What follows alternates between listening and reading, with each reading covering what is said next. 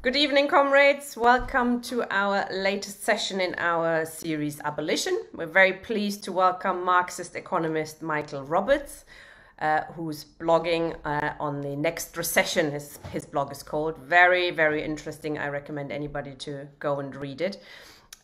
He will be talking tonight on money, about money. Where does it come from? What does it serve? What usefulness it has? Why has it been introduced? And how could we get rid of it within, remaking society?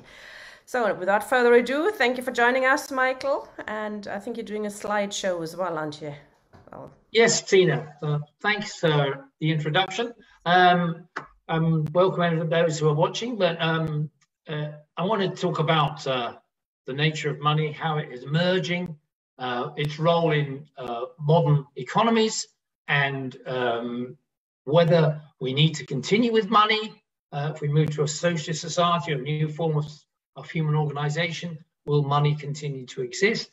And if not, why not? And how can we? How would it disappear or be abolished, as the title of this particular series of seminars is on. So I'm going to present you a few graphs, which I like to do. So I'll see if I can share those now.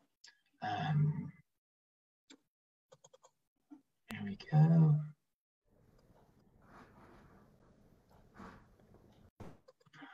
Oops.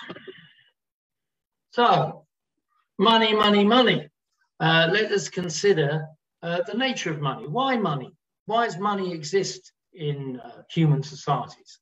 Well, it existed before capitalism, so it's not a product of capitalism, which is a system of production by human or social organization, production for profit to sell goods on the market. Money existed before that, and before capitalism became a dominant mode of production globally. It emerged really once things and services that people use in one community, could be a tribe, could be a region of community in general, produced enough of that, and they wanted to exchange for goods that they don't have themselves, things, services that they could get from other communities nearby. So there's a process of exchange takes place. I'll sell you my cows, you sell me your wheat, or exchange them to be more exact. And that process of exchanging wheat and cows obviously has to be estimated, the amount of value involved in each of those exchanges from the community. How much wheat do you get for how many cows? So in order to make those exchanges, it's very cumbersome to do it by cows and wheat. It was necessary to look for a universal measure of value, which everybody accepted that would be useful to exchange. So that, for example, in all sorts of societies, various sorts of universal commodity came to be adopted. They could be, in some societies, cowrie shells. They could be animals. But in generally speaking, they've turned out to be the most common universal measure was either gold or silver. And the reason that gold and silver became the dominant form of money, universal commodity that could be exchanged, was because gold and silver does not perish. They don't perish. Doesn't matter what the weather is. Doesn't matter whether you're in rain or in deserts. The object you're using to exchange with another community in order which they accept, it doesn't have to be something which disappears at all. So the value embodied in the production of gold or silver did not alter, and therefore it had a basis for exchange which everybody accepted. It could then become not only a unit of account for exchanging, but also a store of value, because gold doesn't perish, so you could store it easily without losing any value. So in the beginning, development of a universal commodity which allows people to exchange and accepted by different communities to exchange commodities, and over hundreds of thousands of years, you get to the point where in modern civilized human society, which is really only about 25,000 or 30,000 years, you start to get a commodity which doesn't lose its value and doesn't perish, so it tends to be gold and silver. So the value of a cow will be determined by a certain amount of gold, which will be determined in itself by the amount of production time it takes to produce that certain amount of gold. So gold becomes the measure of all other values. Money does not have value itself. It only has value in the value of the commodities which it can be exchanged for. Marx argued that the value of commodities comes from human labor. There's no value in any commodity unless it's produced, and it has to be produced by human labor and nothing else. So even with nature in its raw, unless human labor applies itself to nature in the forest, the water, and so on, and creates from that raw materials that can be used in production and the use by humanity and human organizations, then that's what sets the value of commodities, how long it takes to produce a certain commodity on average over time. The money, gold in this case, and silver as a commodity becomes the universal measure of that socially necessary average labor time to produce the commodity. But so money doesn't have value in itself. It's a bit like, if you want to think of it this way, money is a measure of length, like a meter, but it doesn't have length itself. It measures the value in other commodities related, in this case, to money, commodity, gold. So gold contains the value of labor time taken to produce it, and it uses that amount of labor time to measure the value of all other commodities against its value as a commodity. So that is the basic nature of money to begin with in human societies. From exchange, finding a universal commodity that can operate and is acceptable in all forms of exchange between communities for different products, and becomes the measure of the value of those commodities that are exchanged by different communities. And so it starts off, if you like, with gold and silver. These can be organized, mined, and then formed into bars or ingots. Of course, bars and ingots aren't very suitable for everyday exchange transactions, and therefore it's necessary to melt them down. And eventually states or even private organizations began to mint them as coins, turn them into coins, gold or silver coins, with the varying degrees of quantity of gold or silver in them, because they mixed other metals in them, depreciate the actual value of the coin. But gold or silver coin becomes the means of daily exchange mainly in pre-capitalist economies. So if we look at archaeology, the coins that presented to us over tens of thousands of years by various communities around the world, and in particular by the chiefs or controllers of those communities who have coin minted, often with their own picture on them. Local states and communities then mint their own coins, which varies, as I say, in the content of gold or silver. So that led to exchange rates between coins. So if you've got a Roman coin that was mainly silver or gold, and you exchanged it for a coin in a German tribal area, which may have a different measure level of gold and silver in it, these things have to be weighed. That's why you got the weighing transactions. And the exchange rate between a Roman coin and a German coin will therefore set the value of that for purchasing and exchanging commodities. But of course, as human organization becomes more complex and expands greatly, production, trade expands not only domestically, but even globally. You can't go on using just even gold or silver coin. There just isn't enough of it, and it would just drive up or hold back the development, trade, and production if you only use the existing amount of gold or silver that you could mine. And that would increasingly rise in price because it's more difficult to mine as you exhaust the possibilities for gold or silver mining. So eventually private banks and even governments moved beyond coin into printing notes. So we have notes of currency, dollars, euros, pounds, as we have now, cash, as we like to call it, but that cash means coins and notes, and with higher denominated amounts of units of account, generally printed as notes. So these notes become acceptable as the universal equivalent, the money. But of course, they don't contain any particular value at all in terms of, even in relation to the production of time taken to produce gold or silver. It costs hardly anything at all to produce a piece of paper that represents, say, $10 or $100. but nevertheless, they're accepted as a measure of value in exchange and also as a store. So you can put your cash into the banks and banks hold it in the vaults, or you can put it under your mattress if you don't want to use a bank. But it retains its value as a note. And eventually, to reduce the risk of default by private institutions, so that they produced paper money, which they did. It's not just governments to begin with, but all kinds of private institutions did so. You could accept paper money from a bank, a private bank, or even from a company as a promise to pay, either in gold and silver, if it was set against the gold standard, or simply to pay in another form of currency. Eventually, states took over sole control of the issuance of notes and coin, because that stopped the sort of fraudulent practices, or at least they hoped did, operated by private institutions who refused to meet the promise to pay on the coin or on the note. So money becomes at that point a commodity that is no longer a physical commodity, but a state, or what is called a fiat money. It's a unit of account in paper or coin, or in credit, as we'll see in a minute, which is a promise from the state that it will meet a certain amount of value if you use that unit of account or currency.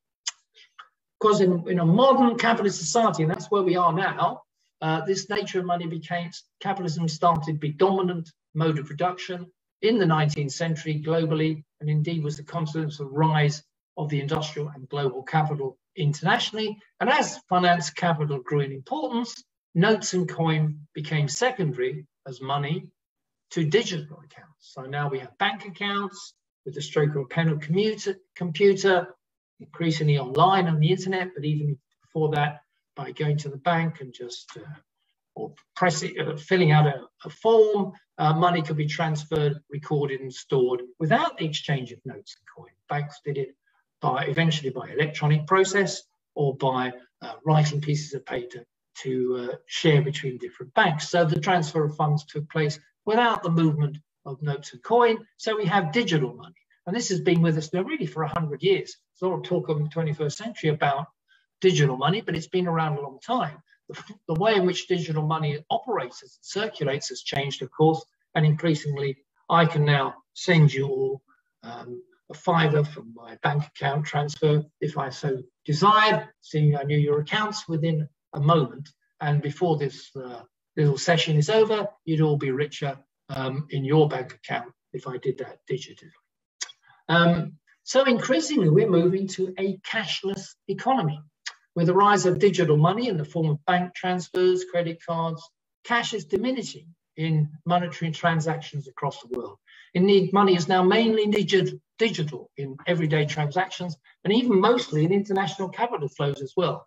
Although as a store of value, surprisingly, but inevitably, gold money remains as an important share of national government reserves, because it's a physical commodity which can be stored and is not subject, the hope is, to too much volatility in terms of paper money or digital currencies as they flow. But as we've seen only in the last month, even gold money as a physical commodity does not protect its value if the people holding that gold reserve can steal it, which is what the Americans and the Europeans have done to Russian gold reserves. They have pinched them and taken them into their control, as they did with Venezuelan gold reserves and so on. So this important share of national government reserves is also subject to fluctuation or seizure by governments. And as you can see on this graph, I can show you that cash usage is disappearing fast. 2010, this is the amount of cash used in total transactions in countries where they're worried about their own currency being worth anything at all, and they don't want to leave it in banks. You can see there's still a very high percentage of people in 2010 were using cash rather than any digital process or credit cards. Even in those countries, that's begun to decline. Where China had 99% of transactions in 2010 in cash, that's now only 41% in 2020. And we see reductions in all those emerging economies. If you look at the more mature markets, we can see a dramatic fall in the level of cash usage.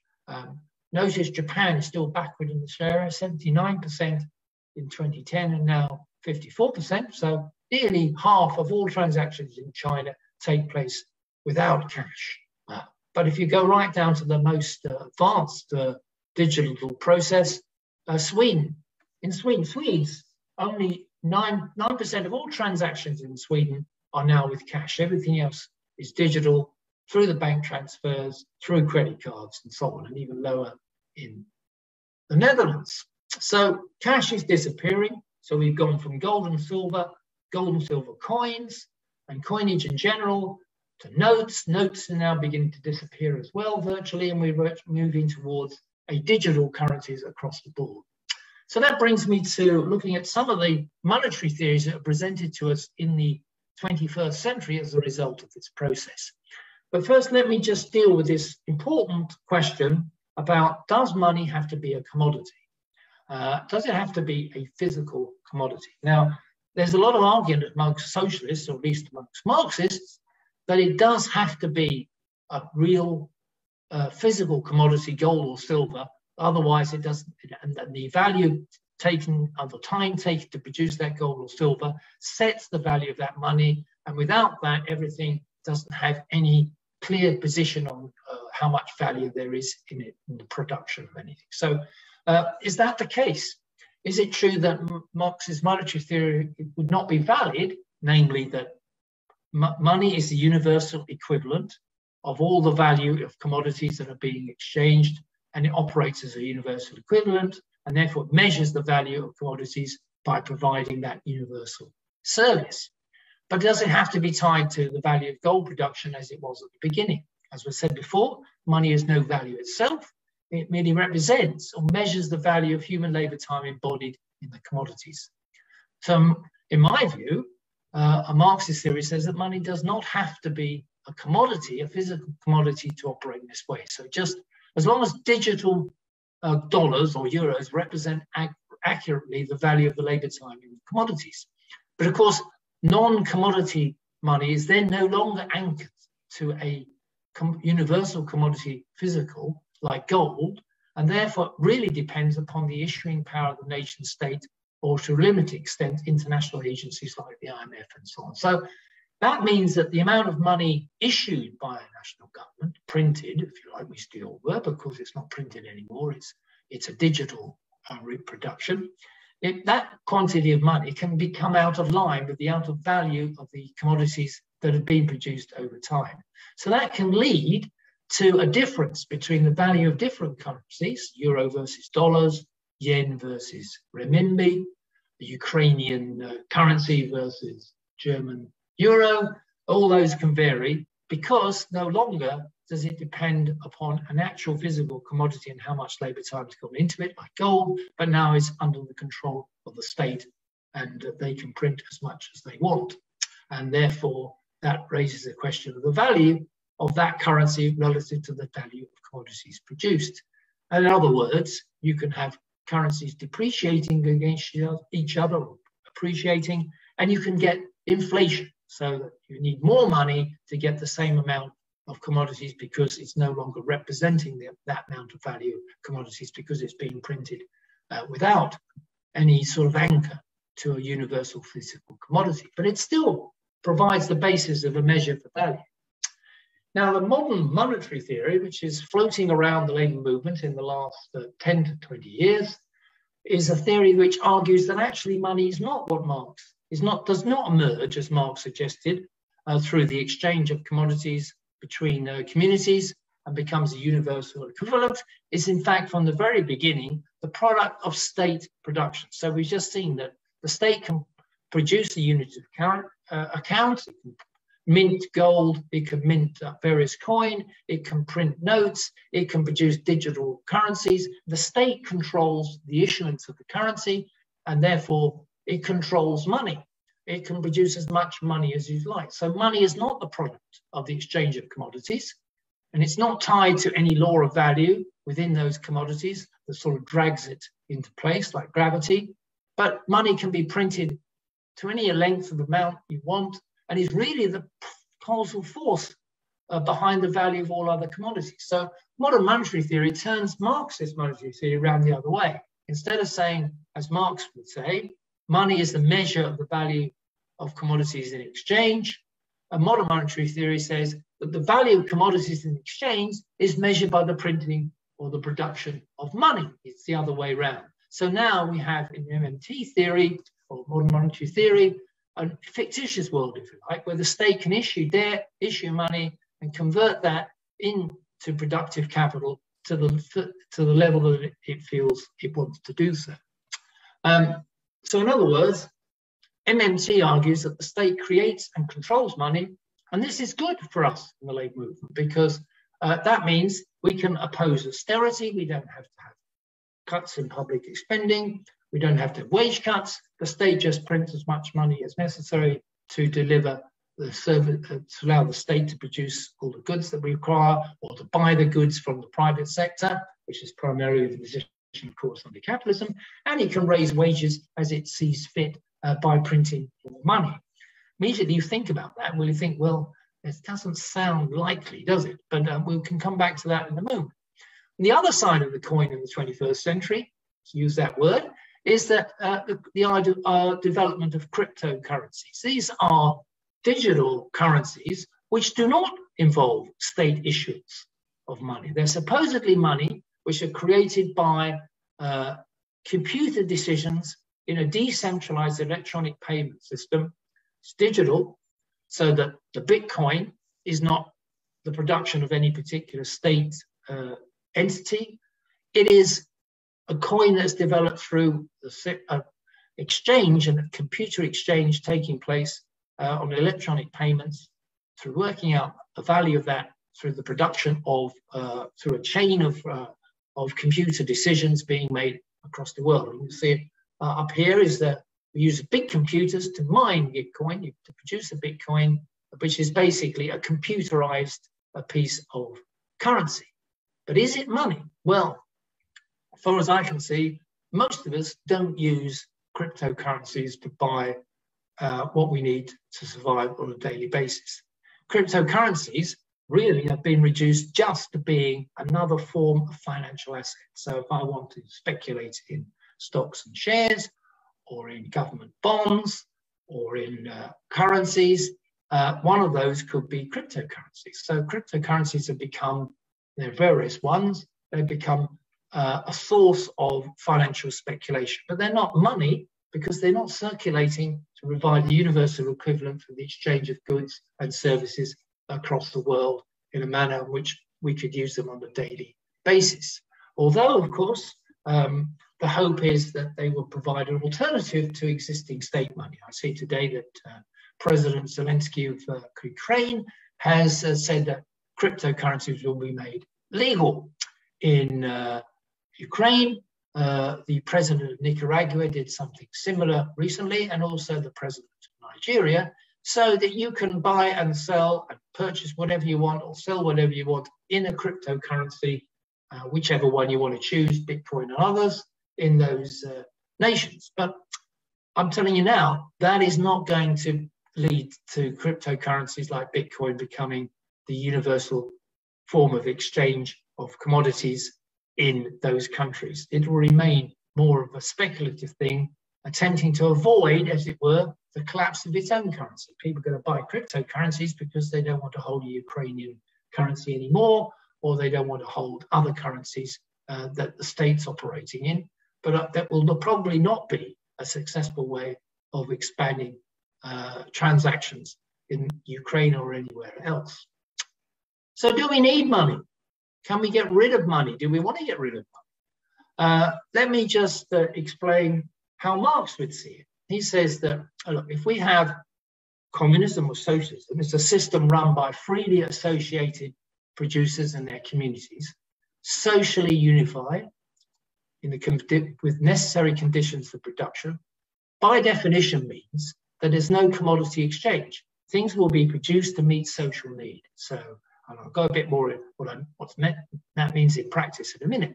But things are produced for social need. They're not produced for selling on the market, for exchange of commodities to get money. they're produced to meet social needs. So it's a process of production directly to meet social consumption. Excludes commodity exchange. So basically, it also excludes money. There is no need for a universal commodity that we can exchange between different commodities, because production will be straightforwardly to meet the social needs of the people involved, whether it's things or services. So along with, for example, labor power, which is turned at the moment into a commodity, we get wages, we get money for our work, that would disappear. Labor will be done without getting wages. People will produce the goods and services that a community requires, and that would be distributed. The money, not the money, but the value produced by workers in that situation would then be distributed according to the democratic decisions of that socialist community, those associated producers, and we'll discuss, if I can briefly, what sort of things that means. So there'll be an investment in various things by the use of that labor power. I mean, if human labor in that community concentrates on producing hospitals and medical equipment, then they produce hospitals and medical equipment. They don't have to buy those things. They're produced and available by society, and they're distributed for use by that society.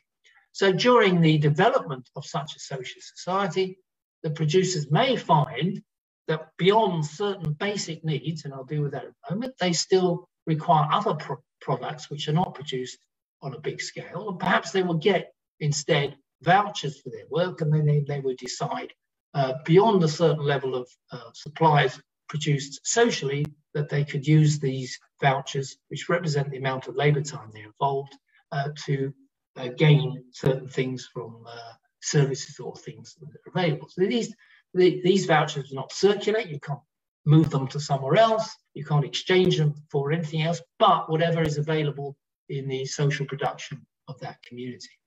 So when a cooperative society is based on a common ownership means of production, producers do not exchange their products. Just as little does the labor employed on the products here appear as value of the products. So the material quality now possessed by them is in contrast to the capitalist society. Individual labor no longer exists in an indirect fashion, but you produce things for society, and the social administration of those things and services you produced are then redistributed back to you. Let me see if I can expand that a little more so you can understand what we're getting at here.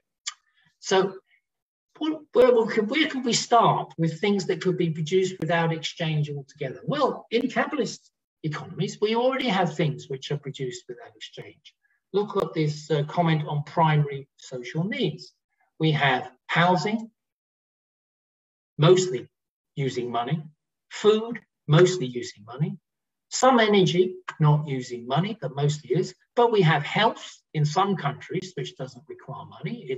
It's used at the point of production. So you go to the hospital, you don't pay money. You go to the doctor, you don't pay money. You go to school or college sometimes, and you don't pay money. Unfortunately, all of these things have been worn down in recent decades, even in the advanced capitalist countries. You can get communications without paying money. And you can get media, broadcasting, and so on without paying money. So in a social society, that would be the first thing we could do.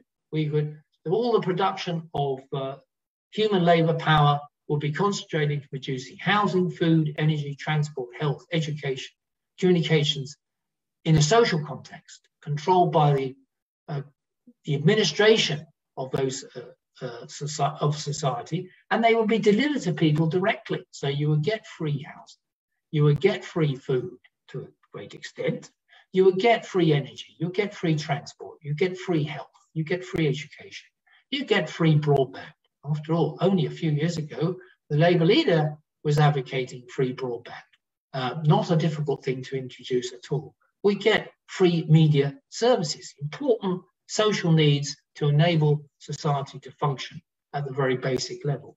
But even at a secondary level, we could gradually move as we increase production and reduce the scarcity of products and concentrated our human labor resources sufficiently. You could move to more secondary personal needs. But these ones would still require an exchange for purchase through coupons or through money, like drinks, fashion, leisure goods, personal vehicles. But some of those things you wouldn't need if you wouldn't need personal vehicles on the whole.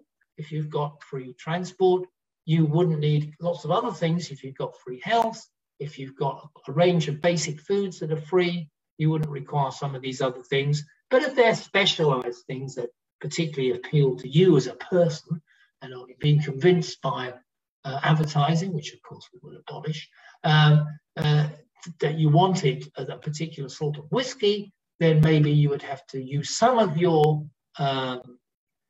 labor time that you've earned to purchase that, possibly through coupons or money. And so that wouldn't disappear. There would still be an area where money would operate for the exchange of these commodities. And of course, if you insisted on having a Lamborghini with your labor power, or you wanted several houses with acres of land and a beach and a private jet, then clearly you would require, under a socialist economy, a lot of your labor time, and you'd have to purchase those things through coupons or money.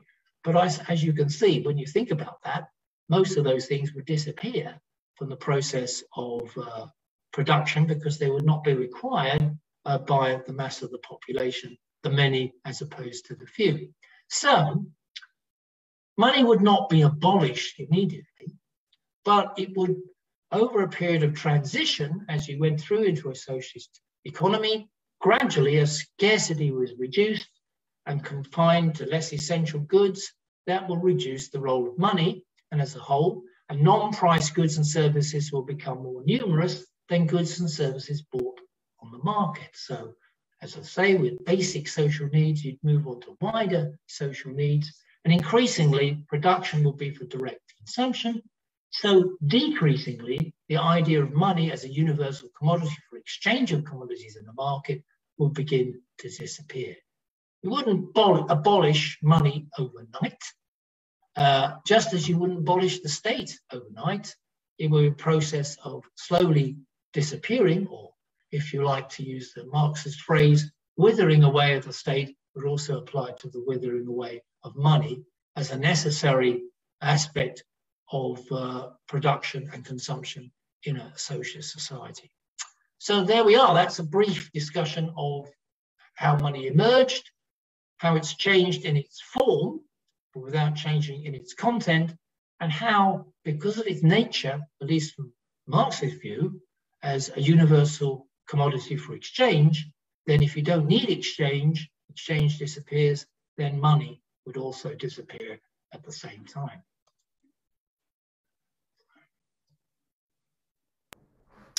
Well, thank you for that. That was a tour de force through the history of money. That was very interesting. Thank you very much for doing that. Well, there are lots of questions and comments in the chat, and I'm sure comrades have different issues they'd like to discuss. Can I ask you one thing though first?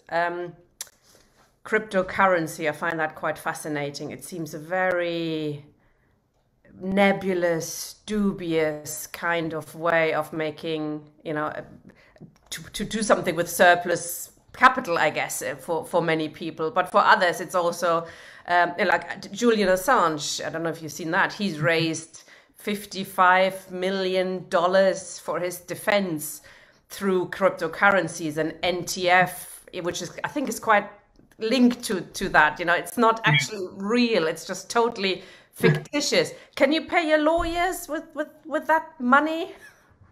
Well, if lawyers are prepared to accept it, then it becomes a sort of a brief form of money. But and if they accept it to the people that they can use the cryptocurrency for, then it's operating as money. But the vast majority of cryptocurrency operations do not operate like that way. They operate simply to make money, not to use it as money. So, for example, if I've got $1 million and I don't like the look of a government bond, or I don't like the look of Amazon stocks to buy with my $1 million, which is something I do every day, then maybe what I might do is buy some cryptocurrencies like Bitcoin. Why? because the cryptocurrency Bitcoin might go up in price tomorrow and then I can make a killing. So basically just an operation of trying to make capital gains through speculation. The amount of people actually and the amount of transactions being done to get services and things like Julian Assange was a service, which is legal defense, to using cryptocurrency is going to be tiny indeed. And in fact, I would lay odds that the cryptocurrency raised to finance Julian Assange's defense needs to be converted into a state currency at some point, namely dollar, euro, sterling, because the majority of services that are going to be required and have to be bought will only be paid for in that way. So, and you can do that. There is something called Tether, which is what they call a stable coin. And so it's a coin which is fixed to the price of the US dollar. So you can buy tethers as a cryptocurrency. And because it's tied to the value of the US dollar, it's as good as a dollar, apparently, depending on whether you believe Tether is an honest and acceptable organization. And so you could fund money in stable coins like a Tether because you know it can be converted into dollars. But only because you know it can be converted into dollars does this work as money. And there's a lot of complaints about Tether because when they look at the accounts of the Tether Corporation, we find that only 8% of the Tether's assets to back up all their stable coins are in dollars. The rest are in all sorts of other speculative assets. So if anything goes wrong and there's a big run on selling Tether's coin, stable coin, then Tether will go bust and people will get their money back in fiat currency. So this is a speculative form of money, if it's money at all, and it's really just another financial asset. In my view, this, of course, is strongly attacked by the supporters of cryptocurrencies who see it as an opportunity to break with the state, to have nothing to do with state currencies, to allow the freedom of the individual to spend his money. All I can say, if the freedom of the individual wants to spend their money, the best thing to do, they want to be free of the state, is probably either to keep the actual commodity you've got that you want, your cow, under your bed, or to put the gold under your bed with the risk of theft, of course. But that way, you're reasonably guaranteed that the state has nothing to do with it. I'm reluctant to rely on a digital currency to hide my money from the state. Makes sense. Okay, Esther, please. Hello, Michael. Thank you very much. I get what you're saying. The principles that you outline and the position that you described with regard to there not being a need for a currency makes sense to me. But it does seem to be highly theoretical in the context of where we are at the moment.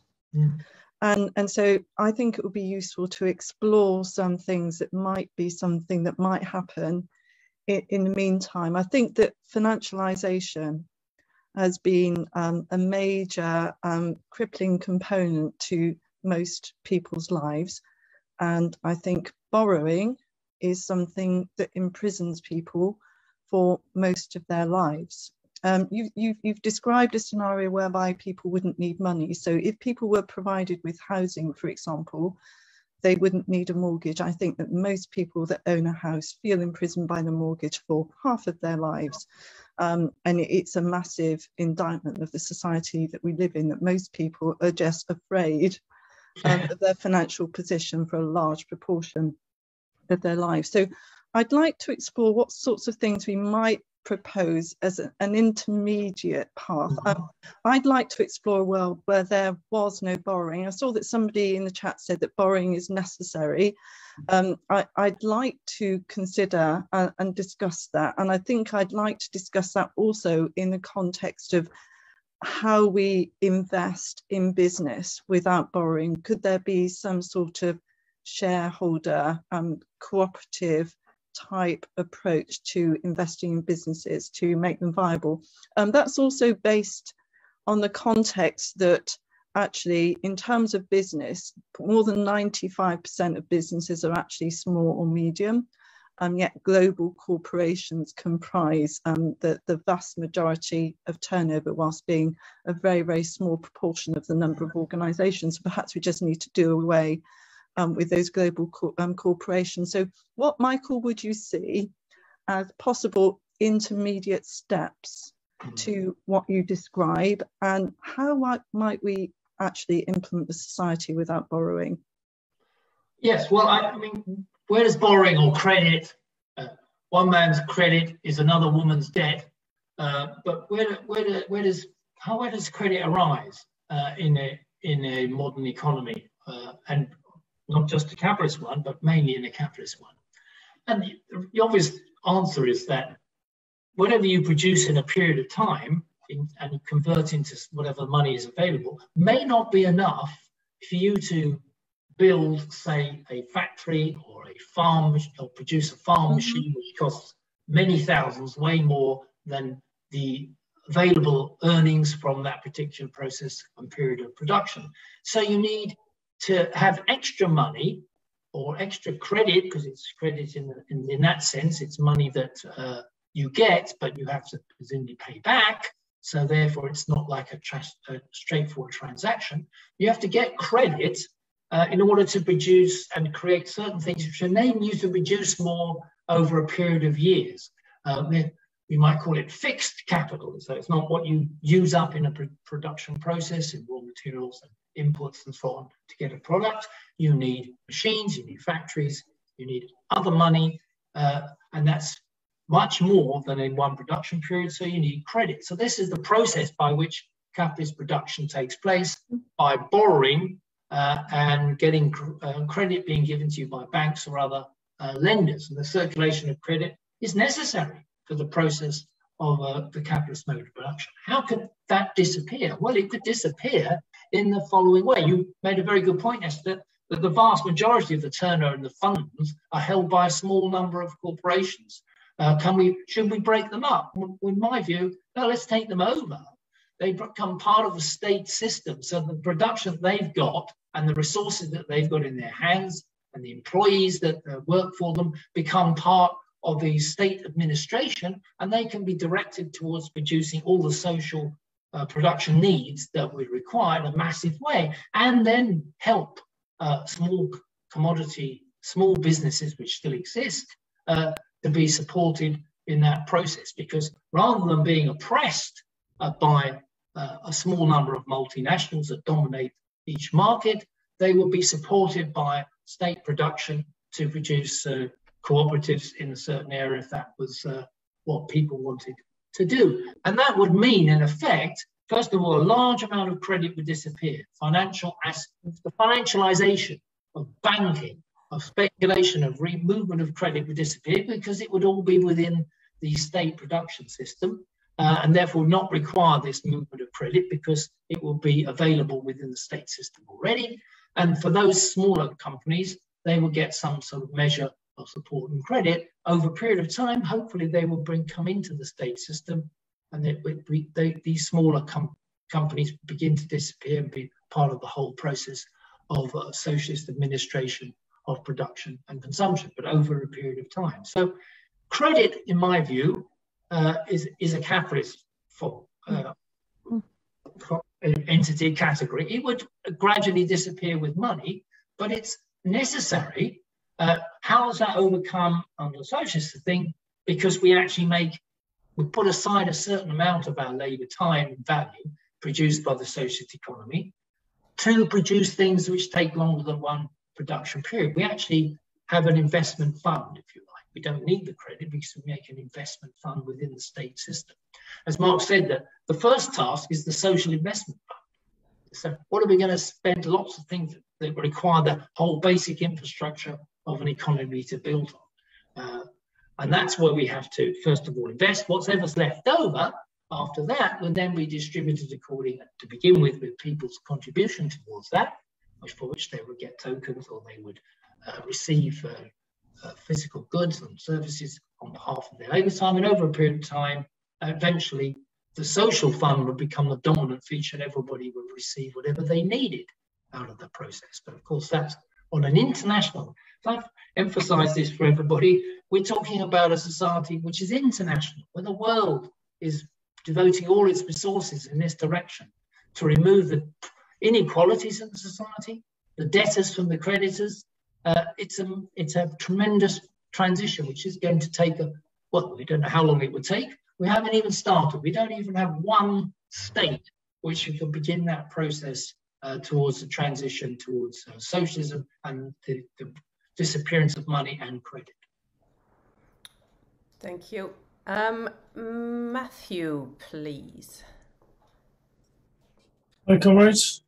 Yeah, I mean, I think there's loads of points on this one. It's great. I think the thing is, we talk about debt. Actually, of course, I mean, traditionally, of course, revolutionaries have always been against debt. Whenever we get anywhere near the levers of power, one of the demands we always raise is the question of abolishing debt. You know, as we've seen, obviously, in a number of cases, you know, particularly obviously in Russia. Once the Bolsheviks took power, the first thing they did was publish the treaties and would abolish the debt, and they did. And the thing is, obviously, that actually, interesting enough, broke France, because France had more money invested in Russia than any other power, and it actually took out France as a major imperial power, almost as a one-out. It was a very, very interesting effect. But you know, I mean, yeah, we should absolutely raise this question. You know, we will not honour the debts of the capitalist classes and whatever else. They're not our debts; they're their debts. And if we get rid of them, we're not going to honour the damn things. The other thing I think which is important is that socialism itself is a system of abundance. You know, there's no reason why there should be a shortage of actual produced goods that are available to people, you know, as a basics. But clearly, as we now exist in a system, in a capitalism of decline and degeneration, it actually is obstructing the productive forces. For a number of reasons. I mean, obviously, they don't want to provide goods to everybody, you know, but the productive forces and capacity is perfectly there to do it. I mean, you know, you could actually provide a reasonable living standard to most of the people in the world without a great deal of effort in terms of the existing technologies, if there was the will to do it. You know, I don't see an issue with that. I mean, you know, this is the problem we've got with capitalism, which is actually, you know, an imposition on humanity itself, you know, but of a tiny rich minority, essentially blood-sucking off the rest of the population, literally. I think the other thing, of course, is that the other thing that needs to be pointed out, I mean, apart from anything that, you know, the whole, as you say, the evolution of money, is this whole thing, as Marx points out, you know, the questions of, you know, money to commodity to money prime, and then the shortening of that by finance capital to money prime, and the actual cutting out of the productive point, and we wind up ever more with this question of the production of what's effectively fictitious capital, or it gets ever more distant from any form of production or any challenge of actually extracting value from the working class. And so we wind up with this big overhang of money, which, you know, obviously is producing the kind of crisis and the, you know, further crisis we would expect, further collapses we would expect to come, you know, from this you know, this stuff, and things like, you know, the advent of derivatives, which are essentially an effort to take profit now from something that may happen sometime in the future, you know. And actually, as Warren Buffett himself, you know, one of the richest men in the world, actually said, well, this is like a bomb under the system. We're actually constructing the destruction of the whole thing in the future by essentially trying to suck out money out of something that might happen, or we're betting on in the future, and therefore, you know, screwing the entire system. And you know, it's actually, you know, in a seriously parlous state because of that, all of that activity. You know, the final thing, of course, I think should be the banks. I mean, clearly, you know, the thing about 2007, 2008, of course, is that essentially the banks collapsed, all of them. And in fact, the only reason why we have major banks now, I mean, besides obviously what was revealed in 2007, 8 and afterwards, is of course they're all run by crooks. Even under their own legality, these people actually should have all been locked up. And as the Department of Justice in the US said, well, they're too big to jail. You know, they should be in jail, but we're not put them there because obviously then the bloody system would collapse. But the reason why the banks now exist is because they're popped up by the state. There's no other reason for it. Because essentially now all banks are guaranteed by state action, which is an extraordinary position, really. You know, and it did sort of strike me that if you had a decent government, in this country, the first thing you would do is say, right, we're going to nationalise all the banks at no expense because what we'll do is we'll withdraw the guarantee to maintain the banks. And if they don't want to be nationalised, they can stay out there for half an hour, and then they can be nationalised when they collapse. You know, because essentially that's where we're at. You know, the whole banking system is now controlled by the state, and it's guaranteed and popped up by the state. And the question is, you know, how is it, really that we should expose this and say, look, you know, the damn, why are we propping up this thing for the benefit of this tiny handful of crooks? You know. So is certainly a point we should make. Thanks. Thank you. Michael, do you want to respond? No, I think Matthew did pretty well there. I don't know if I had nothing to disagree with, really. So fair enough. Maybe I'm looking for something to disagree with. Disagreeing. Okay, Tony, can you disagree? Maybe not. Well, most people disagree with me, so I don't think it will be that difficult. Oh, surely not.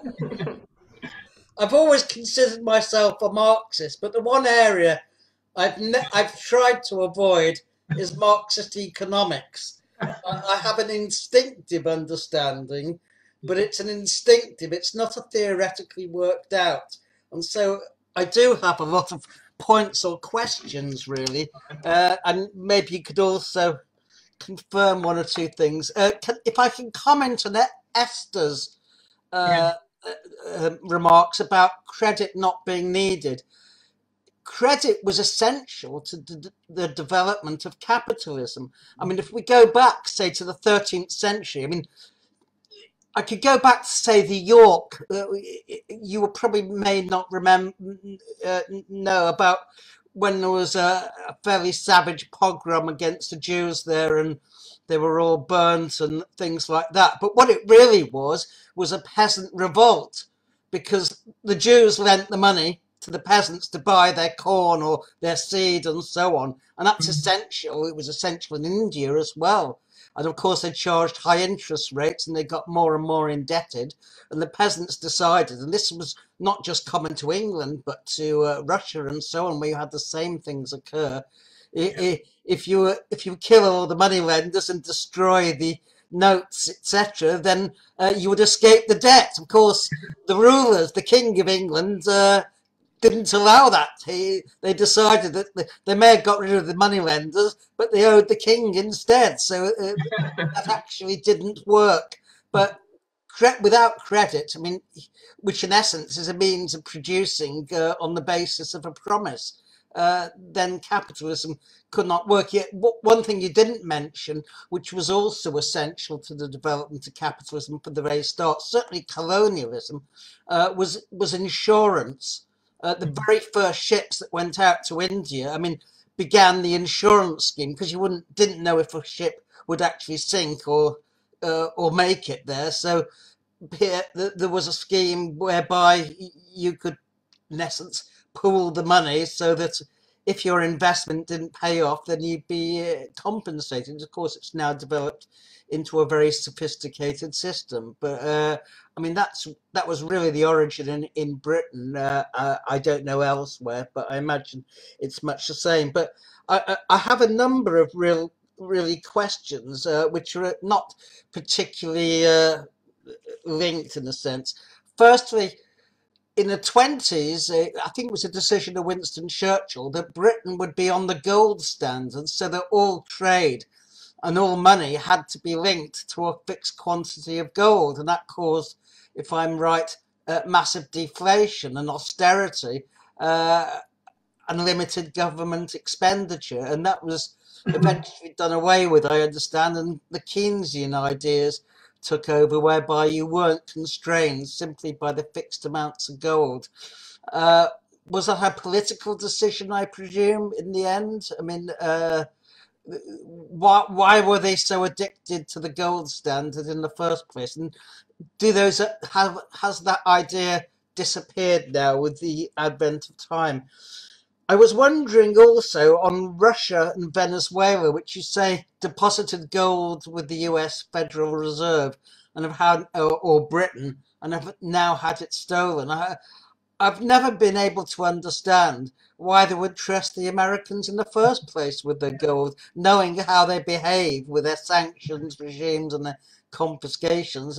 What led them to trust the US, which is an interested party? It's not some kind of neutral guarantor, oblivious about super status, it were. I've never understood it. But also, you didn't mention the role of the dollar as a reserve currency. And many people see that what's happening in Ukraine and elsewhere in the world is an attempt by the United States to maintain its role as the world's currency, which, as I understand it, is the US can basically print as many dollars as it likes to fund its deficit. And the way it enforces that is through its military might, to put it not too bluntly. Do you agree with that? Other things, Keynes. From what I understand about Keynes, I say my economic, I have no economic background. It's the one subject I've never studied at college, university or school. Is that in essence you use money, which you say it stores value, in order to produce things which you increase the amount of value, and therefore you give your currency some stability. And I think Hitler did that most successfully, using a guy who was the president of the Reichsbank, Helmut Schacht. In essence, again, they printed money to stimulate production, and that in itself was, if you like, the guarantor of the Reichsmark as a result. Again, could you comment on that? It also sees to me that today we're also moving into an era where we're going backwards, in a sense, with barter, the internet, that countries simply exchange things like oil for wheat or what have you, because that way you get round not least sanctions, of course. And maybe you could also comment, finally, the theory that Mike Kidron, if you remember him, an early international socialist economist, about the role of the permanent arms economy. In essence, the arms are produced in vast quantities, but they're never on the sale on the open market. And so military expenditure acts, if you like, to absorb purchasing power and money, and again stabilizes the system, although it can have inflationary consequences. I don't know whether you came across that and what your opinion was of that. Well, Tony, what a lot of questions. I'm sorry. Completely new seminar you've got there several times. Let me just deal with the gold standard first. As you say correctly, that particularly in the 19th century, most states operated currencies that were tied to the gold standard. In other words, the pound was so much, say 10 pounds to the ounce of gold, or in the case of the US in the 20th century, I think it was $45 to the ounce, was fixed. So that meant that if you were getting dollars or you're getting pounds, you knew that it was a certain amount that could be converted into a certain amount of gold, and that gave you some sort of security that the value of this purchasing power of this particular currency was steady. But of course, as you correctly point out, and I mentioned before, there's only a certain amount of gold in the world that can be used to provide that standard. And the only people really who became supporters of the gold standard were the bankers, because the bankers felt that if a currency came off the gold standard and was no longer convertible into gold, but was just convertible into more dollars or more pounds, that's all it could be converted into, or other currencies, then it would lose a connection with the value of something. So if a government defaulted on its bonds, or the economy was going down, that currency would be weak. So if you've been holding all your money in pounds or whatever it was, and you had that crisis in the economy, all your pounds were worth less, and you would no longer be able to convert them into gold, which you thought would give you some security over that process. And the only people who wanted to avoid a devaluation of the currency or inflation of prices as a result were bankers who were lending money to other people. If they lent money in dollars, say 100 million to somebody, and then the value of that dollar collapsed in other currencies, then even if they got the 100 million back, it wouldn't be worth as much as it was when they first lent it. So they wanted something that would stabilize the purchasing power, if you like, the value of these currencies, and that gold provided that. So bankers were hugely in favor of the gold standard. But industrialists and the productive sectors of the capitalist economy were not, because it restricted their ability to expand the economy, to get credit in other currencies. If there was only a certain amount of gold, everything had to be fixed towards this anchor of gold. And so it restricted the development of the economy. So when the expansion took place, yes, prices may not rise very much, the gold standard would hold that down, but also it restricted the ability to expand production and therefore profitability. So there was a battle between the finance sector, the bankers, the old-fashioned bankers, and the productive capitalists. And as we expanded into the 20th century, and big economies like the US and others wanted to expand faster, and yet they were finding it more difficult to get the sort of a level of value that they could get out of their exports, then releasing the dollar from the gold enabled them, as you say, Tony, to start buying goods and services with dollars, which they could print, to quote, and wouldn't have to be paid back in gold anymore. So it freed up credit, if you like. It expanded the money supply dramatically by taking it off the gold standard, but then it opened up the possibility of inflation. So Keynesianism, which very much in favor of getting rid of the gold standard, and the expansion of fiscal spending by governments and monetary expansion, which became the dominant feature of, particularly in the post-war period, but even before, opened up the possibility of inflationary economies, because in the 19th century, most economies were not inflationary. They had slumps. The gold standard often was associated with big slumps, but it wasn't associated with inflation. And yet in the 20th century, with the removal of the gold standard progressively by different governments, the weaker you got with your economy, the quicker you wanted to get off the gold standard, which held you back. And so that led to the development of more inflationary economies. So now we have expansion of capitalist economies with inflation, because money is being printed and controlled by the state and is not anchored to gold. So the gold standard has its advantages for certain sectors of the capitalist class, and for others, it doesn't have an advantage at all. So that's why it began to disappear. We're now in a different world where production expansion takes place without the anchor of gold on the whole, although there's still that role, particularly at an international level. And when you get crises, then if currencies become unacceptable, the Venezuelan bolivar, nobody wants. The Zimbabwe dollar, I think it is, nobody wants that, because the economies are so feeble and weak. Most people, most investors, most businessmen, most bankers prefer, if they have to choose a paper currency, which they do, or a national currency, they prefer the dollar. The dollar seems to them a stable thing. So we think this current crisis between the Russia-Ukraine disaster, we see the collapse of the Russian ruble. Nobody wants the Russian ruble anymore. But everybody on the whole wants the US dollar, even over the euro or the yen. So the US dollar is seen as the most secure national currency you can get. Some people want gold.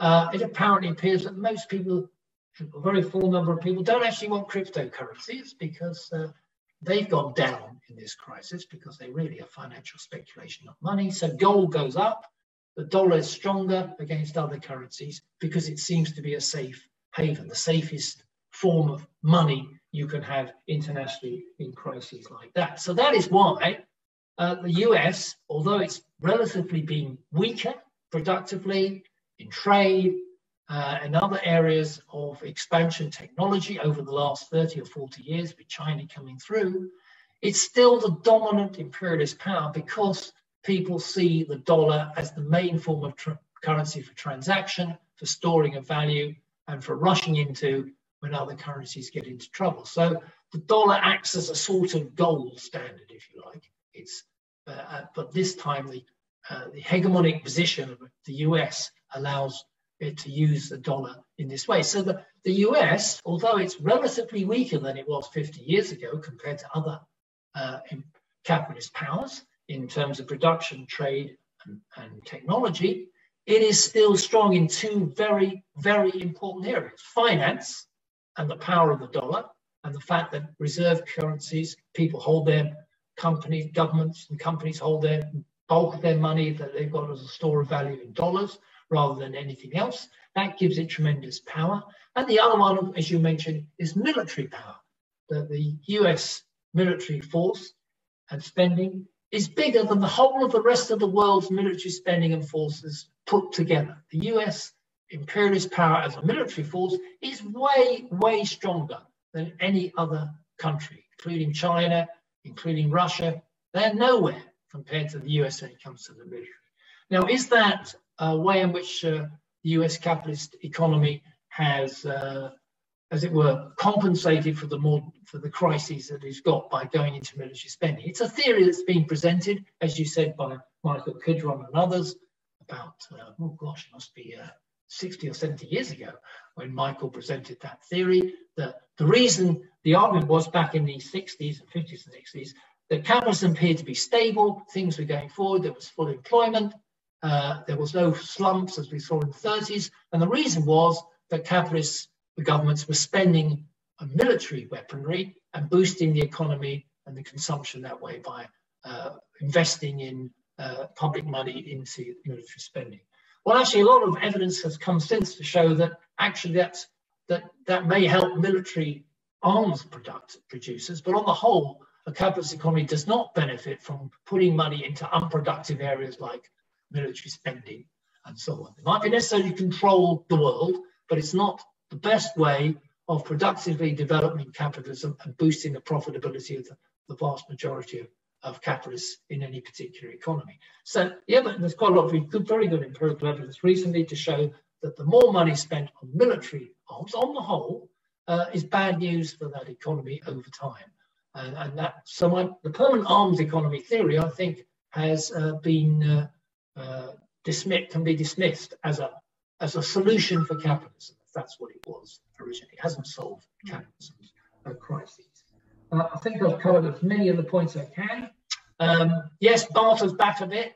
If you don't fancy any currency at all, then maybe you should just take your money in oil, take your value in oil or wheat and do some exchanges like that. And that's been happening between China and Russia in the past.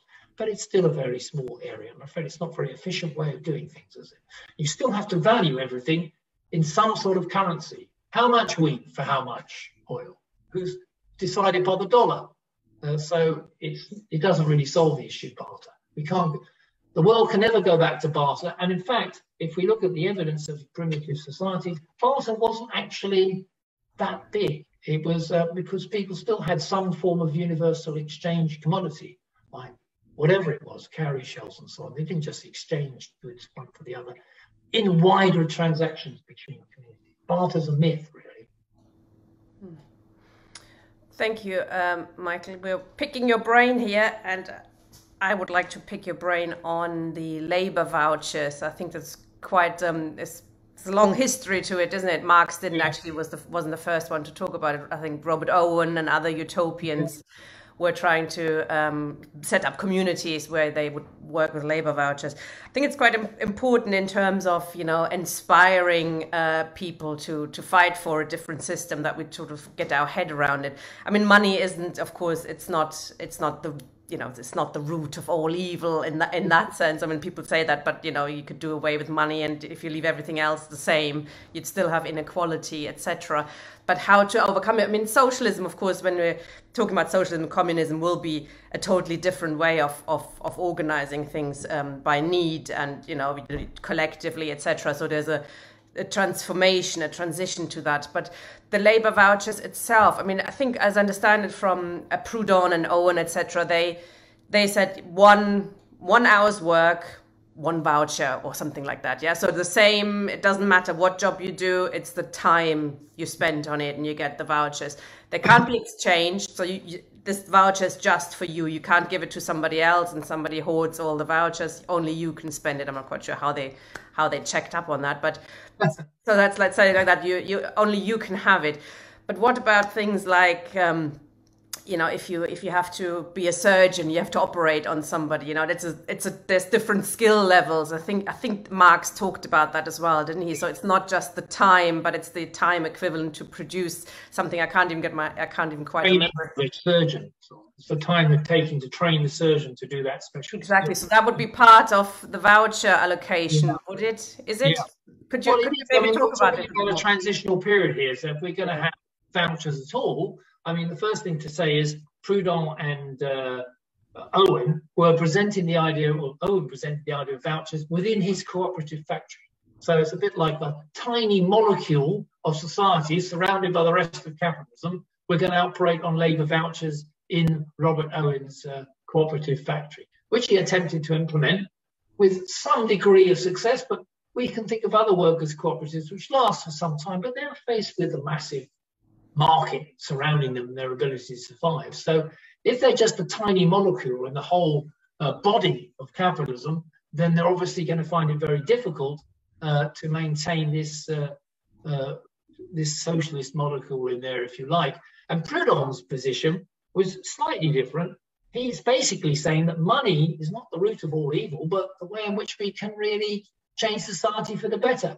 If we can control money, if we have the control of money, a bit like modern monetary theory, really. They say, let's have the control of the issuance of the currency. The state has control. Once we have that, we can actually control the economy, because we can just print as much money or produce sufficient money to buy all the goods and services that are required by people. And the government don't have to worry about taxes, and they don't have to worry about government spending under control, because they control the money supply.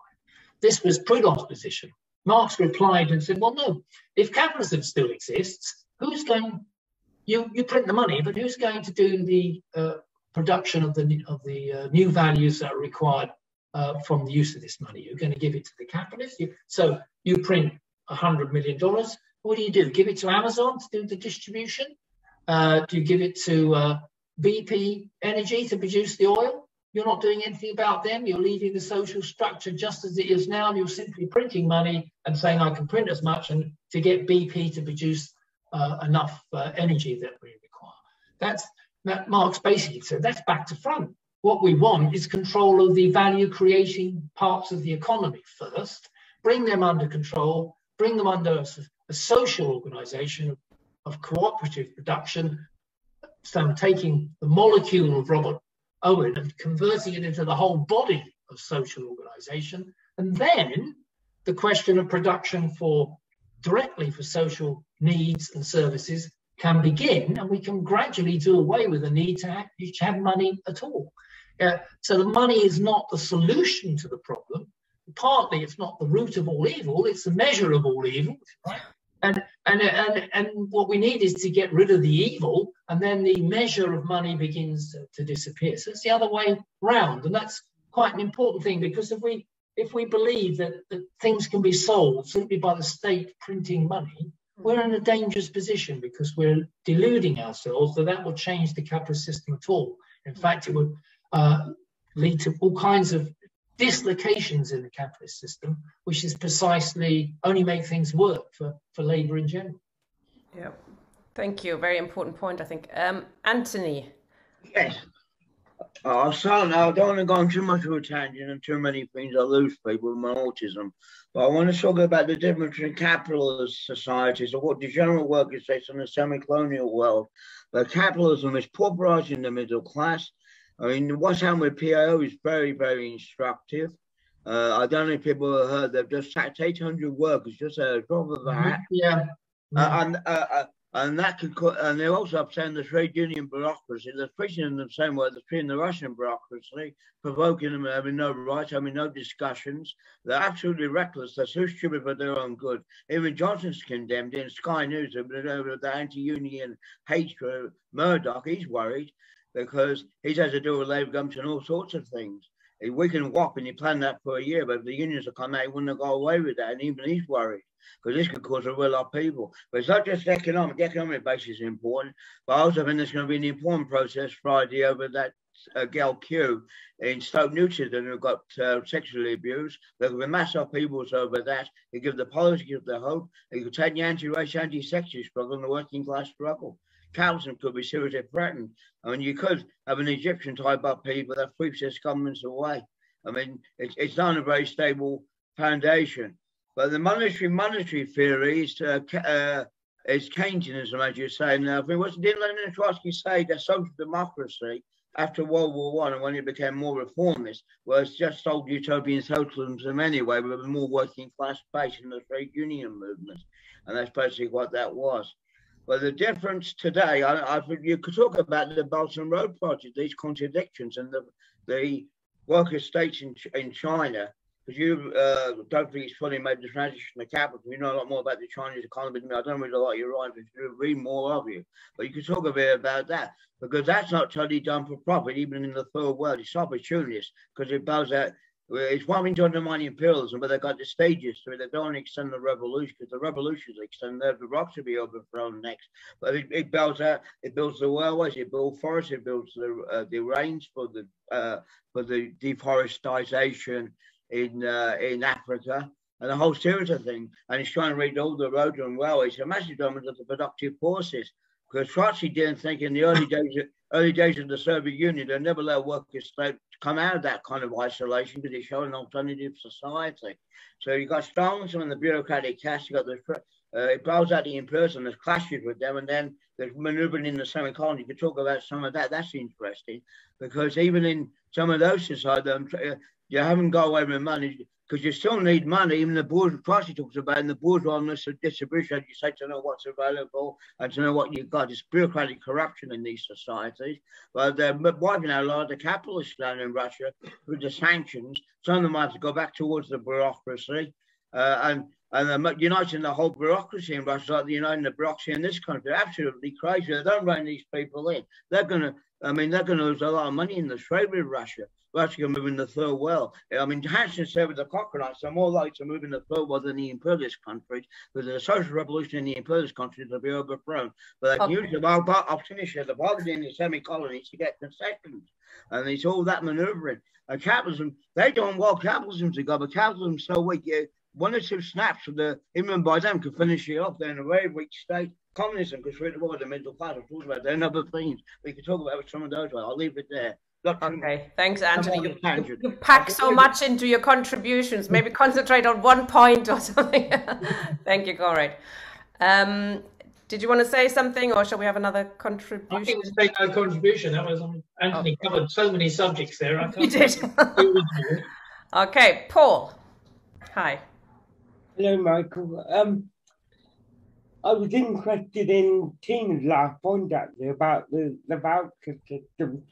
Yeah. Robert Owen, you mentioned somebody else's name, and then I suddenly realised, well, when you talked about somebody would need to control the money system, and you said, well, we'd have to be careful because it rather depends on who sort of controls it. But that is largely why I'm against one idea that's quite popular within what I would call the soft left is the idea of a universal basic income that replaces most current state benefits, or that's the principle behind it. but I think if you introduce that without actually changing the other structures of the economy, my own view is that all a universal basic income would do is just get swallowed up by everybody's existing costs. So I would like to know what your view on the UBI is. Very interesting question, Paul. Very good point, Paul. In fact, it's very relevant to this discussion, because what is the supporters of universal basic income are genuinely trying to say, look, we need to improve the incomes of the poor. We need to raise the level of money income for the majority of the population to a level that's decent. So governments should provide that basic support for everybody, whether they're working or not, whatever their problem is, that they need a basic income in order to survive, and this will get rid of poverty. Now, and that should be a major plank of any socialist campaign group, and Labour government, socialist government, or whatever. Well, it sounds a good idea, but I think Paul summed up the argument against it. It doesn't really change, as I said before, with modern monetary theory. It doesn't change the social structure of the economy. It means that capitalist combines and the banks and all the other institutions of capitalism controlling finance, capital, and productive capital have not been touched. All that we're saying, the supporters of this, is that we need to transfer some of the money they've got by the government through taxation or whatever into a form of basic income. Now, we already have a sort of welfare social security system in most advanced capitalist economies. So it's really the same principle of a certain level of redistribution of the available revenues held by the owners of the means of production, and by workers in their wages. They make a contribution towards universal basic income for all. And in many countries, some countries where it's been actually applied, the aim is actually to get rid of other welfare benefits and replace them with the UBI. So it doesn't really make a big difference. And the sort of level of UBI that we require to have decent living standards for the majority of population is way above anything that any capitalist government or social democratic government is prepared to apply. They would never agree to it. And I think, and this is why it's relevant to this discussion on money, is that it sums up exactly what we should do instead. Instead of universal basic income, we need universal basic services. That is the point. What we need is control of the means of production so that we can produce all those things that I said are non-priced, that don't require you get them by having to pay money, whether it's health and education to some extent now, but also all the other things like transport, communications, and other basic needs could be provided without a price. They come as part of government basic services delivered by your socialist government on behalf of the community as a whole. And so if you do that, and that can only really be done through a plan and through control of the major sectors of the economy as part of that plan, then UBI doesn't become an issue. It's not really part of the process that is necessary. UBI, as I think somebody just said, is a distraction from the problems. It's trying to say, look, we can't get rid of capitalism, so maybe we can do something with UBI to help things for the majority of the population. But that is not the answer, because we're not really dealing with the kernel of the problem, just in the same way as printing money would not solve the problem. So UBI on its own would not solve the problem. And I'm sure supporters of UBI saying, well, we understand that, but at least it's something, and we still support socialism as well. But it's like saying, yes, well, it's something, but why shouldn't we be concentrating, as somebody said, rather than be distracted by that, to look at universal basic services and develop them beyond where the very limited universal nature that they are at the moment. Very true. I mean, it is. I have heard it said, that at least people don't suffer poverty now and don't, have to go to the food bank if they got enough money to feed themselves. It won't solve the problem of poverty, that's for sure. The food bank is just about the worst universal basic service I can think of. Indeed. Okay, Kevin is trying to speak, I believe, but your I'm trying to bring you in, but you need to accept being made a panelist. Alternative, if that doesn't work, you can just speak now. Kevin? Kevin, can you hear us? No, I don't think it's working. Sorry. Okay, is there anybody else who would like to speak and who can speak and use their microphone? Otherwise, I suggest we are now, if you are able to sum up a little bit. I mean, you've done a lot of talking, but so we very much appreciate it. But 5 minutes summing up or something would be great. Not even that, I'm sure. Thanks very much for all the questions. Some of them were difficult and complex. I hope I've provided some discussion for us to think about, even if I didn't get it right. But the main point with this discussion is to note that we don't need money in a socialist society, but a socialist society is a long way away, and therefore money would not disappear overnight. We can't abolish it, even if we got rid of our capitalist governments now, united in a world socialist federation of governments. That would just be the beginning of the development towards socialism. So we have a long way before we get to the idea of the abolition of money. But a discussion like this at least explains to us the difference between the way a capitalist economy works, which is production for profit, for selling on markets for money, as opposed to production for social need without having to sell on markets for money. That's the alternative way of organizing human society, which will be for the benefit of the many, not the few, which is what we have at the moment. And I'm really sorry, if you can still carry on, we've had 2 more people who've just put their hand up. Right, well, I'm not repeating my summing up again. No, we can cut that out and put it at the end later. Okay, Steve, you haven't spoken yet. Steve. Yes, hi there, Michael. Hi.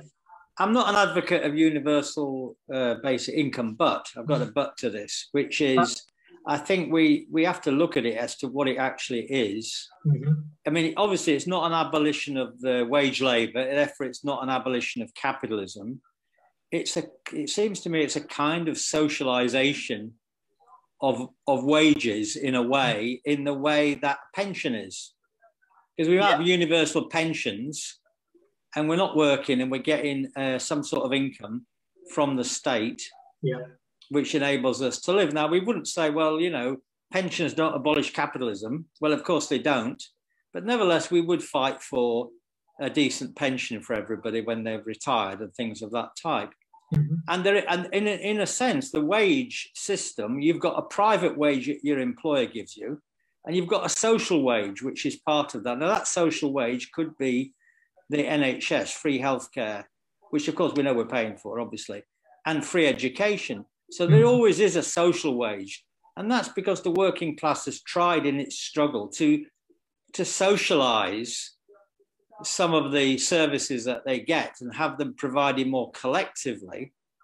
And in the case of the NHS, you've sort of got a partial abolition of the law of value, but it isn't really, because although you're getting a free service, somebody's measuring how much resources are going into the NHS. There is a, it's not just like open, is it? There is a way of measuring education, a way of measuring all those things. So although I'm not advocating universal, I'm still thinking about this idea, but I don't know that we should set it up as a kind of, let's say, a bogeyman in that way. In other words, it's not getting rid of capitalism. It's not getting rid of wage labour. It's kind of changing the form of it. It's a kind of struggle that working people might have to try to make the idea of the income that we live on is more socialised and not a purely private thing that an employer has to give you. You know what I mean? So it sort of slightly undermines capitalism in that sense, you know, that we're not just dependent on McDonald's for our income. There is something else which is coming from the social product, as it were, the surplus that's being distributed in our way. Now, of course, if we got a basic income, it might just be inflated away and be worth peanuts, you know. So obviously that wouldn't be the end of the story if we had that thing. So I don't want to advocate it, but I don't know whether we really have to look at it as a kind of reformist kind of project, but not necessarily something that asks people to say, is a private wage by a private employer the only thing we can have to live off in our lives under capitalism? Well, no, I sympathise with the opposition, Steve, because and you think your analogy of the pension, the state pension is a good one. In a way, UBI is a sort of extension of the state pension or social benefits in money form, which will be given or handed out to people by the government, which has to, obviously, there has to be raised from resources from borrowing or from taxation and so on, in order to redistribute what's available income in the economy. Now, as you know, with pensions, it was a great reform of the early 20th century that we actually had state pensions set up by a Liberal government originally, I think pre-First World War.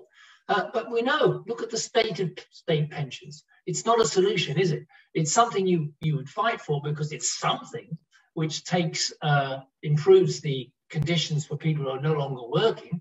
And UBI, in that sense, is similar to that pension, but it won't solve the overall problem of the inequality of income and wealth, as I'm sure you agree. You understand that perfectly well.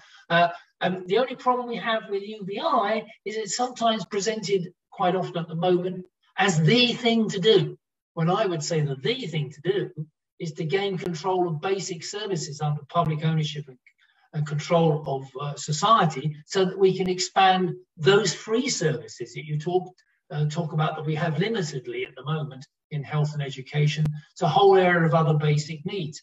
And that is a big, powerful demand that the labour movement can make, which is very effective in terms of what it would deliver, much more than UBI, but also it explains to the population as a whole the different way of organising our society.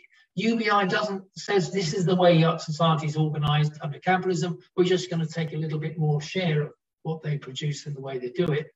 Universal basic income is saying we're changing the whole way in which we organise it, because basic services will be free at the point of use. You would say perhaps, well, we can have both. Well, maybe, we have pensions already, but I think we need to be striving forward to go to something more radical that will really transform the lives of the population. Thank you, Michael. Tony's got another question, or 10, I presume.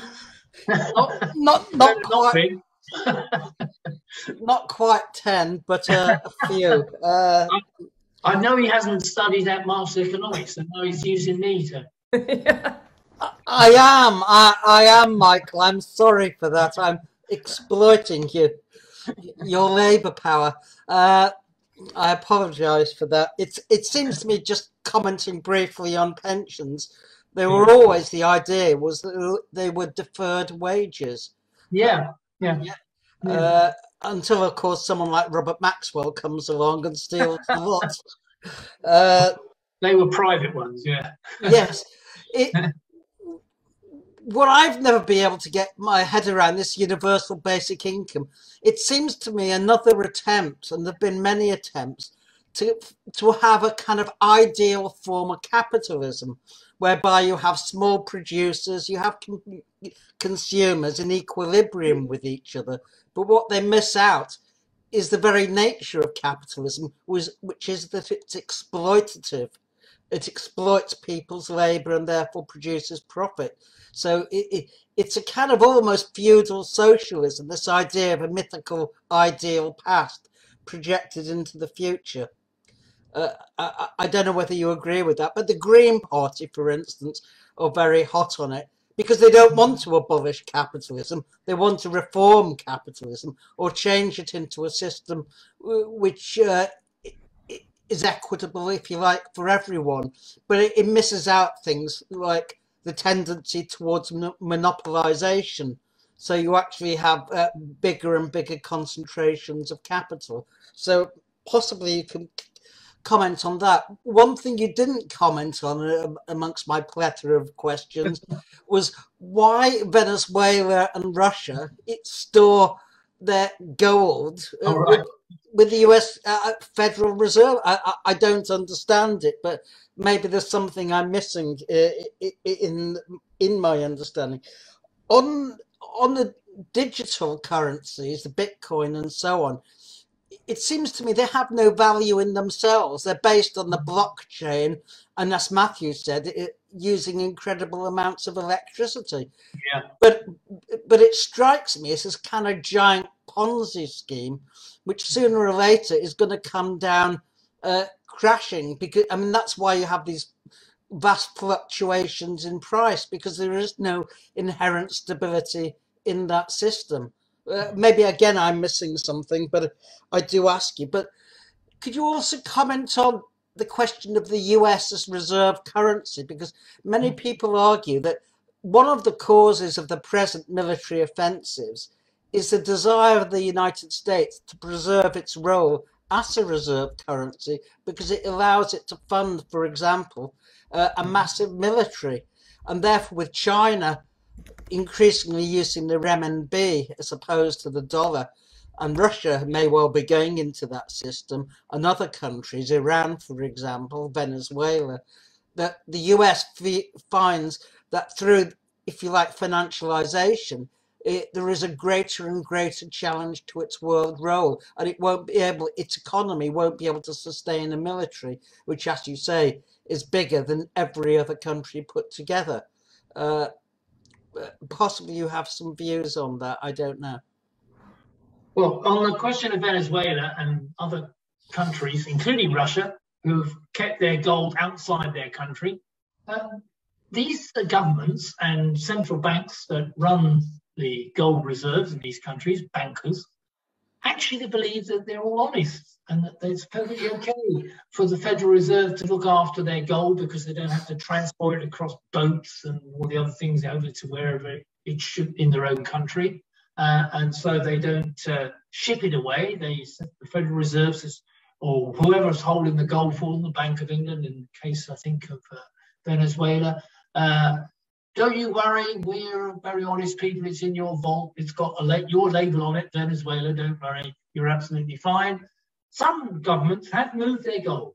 Russians moved some of their gold into China. Chinese are holding some of the Russian gold reserves and so on. But they've missed a trick, haven't they, Tony? They've been done in. This is unprecedented what the NATO imperialist allies are doing now in terms of financial sanctions, of taking central government banks' reserves and stealing it. This is unprecedented. Apart from Iran and Venezuela, a major economy, a G20 economy, Russia, with sizable reserves, have had them pinched by bankers who are supposed to be reasonable people, international bankers, you know, keep to the rules. Nonsense. It's an example of what has happened. It's an unprecedented event. So when you ask me, why has this happened? Well, I don't think anybody expected it to happen. So it's really a big development that we haven't seen before.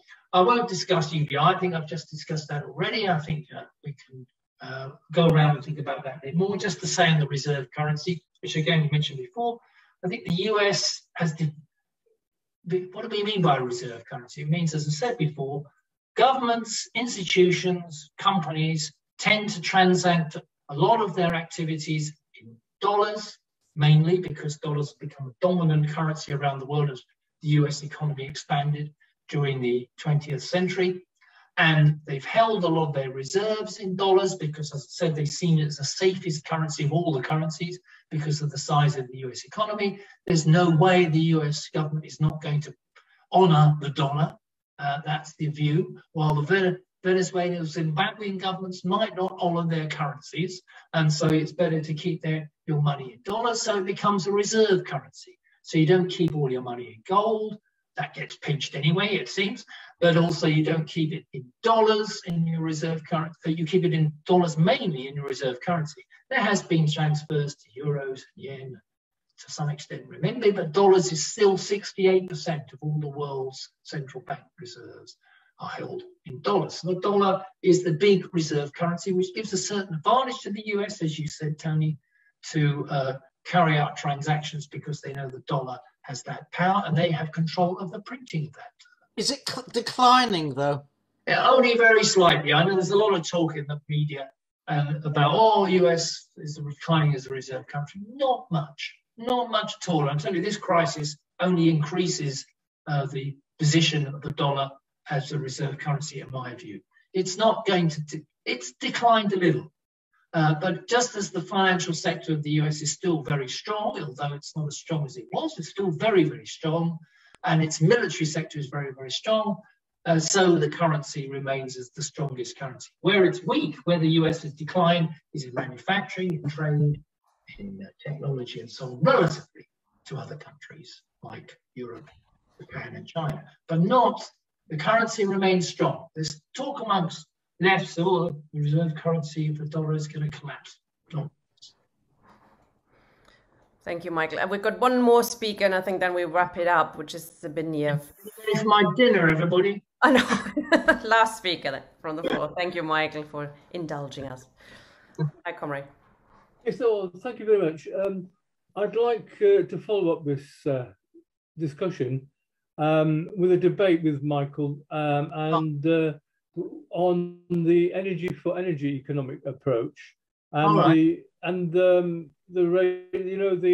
think I mentioned this in the past, the capital nature and the unfinished critique of political economy, Marx's Eco-Socialism by Koei Sato, that book. Oh yeah. And the fact that your definition that Marx value of commodities comes from human labor, socially necessary labor to produce a community, is challenged by energy economics by saying, well, it also needs energy to produce the energy for the muscles to move of that human person. Yeah. And considering the history of economics being, muscle energy followed by wood, charcoal, coal, etc., then steam and oil and gas. So, and whatever, solar next. So, I wonder, I'll put this right at the end, but I think it needs a separate debate.